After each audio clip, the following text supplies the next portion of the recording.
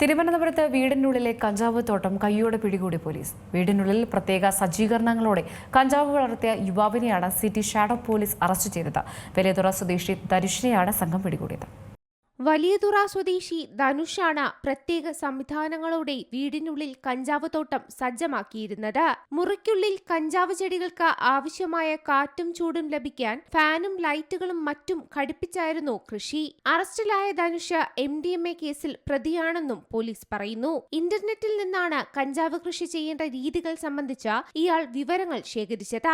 മുറിക്കുള്ളിലേക്ക് മറ്റാരെയും കയറാൻ അനുവദിച്ചിരുന്നില്ല. ഷൂറാക്ക് പൊളിച്ചാണ് കഞ്ചാവ് ചെടികൾക്കുള്ള മറയുണ്ടാക്കിയത്.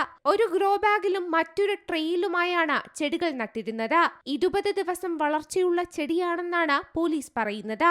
വീട്ടിൽ കഞ്ചാവ് വാങ്ങാനും മറ്റുമായി പുറത്തുനിന്ന് ആളുകൾ വരുന്നത് സംബന്ധിച്ച രഹസ്യ വിവരം ലഭിച്ചതിന്റെ അടിസ്ഥാനത്തിലാണ് ഷാഡോ പോലീസ് പരിശോധന നടത്തിയത്. Shadow police SI Ajeesh, Nasimuddin, Sajith, Varun Ghosh, Ranjith എന്നിവരാണ് സംഘത്തിലുണ്ടായിരുന്നത്. Zee Malayalam news, Thiruvananthapuram. ഏറ്റവും പുതിയ വാർത്തകളും വിശേഷങ്ങളും വിരൽത്തുമ്പിലറിയാൻ സീ മലയാളം ന്യൂസ് എല്ലാ ഡിജിറ്റൽ പ്ലാറ്റ്ഫോമുകളിലും ലഭ്യം.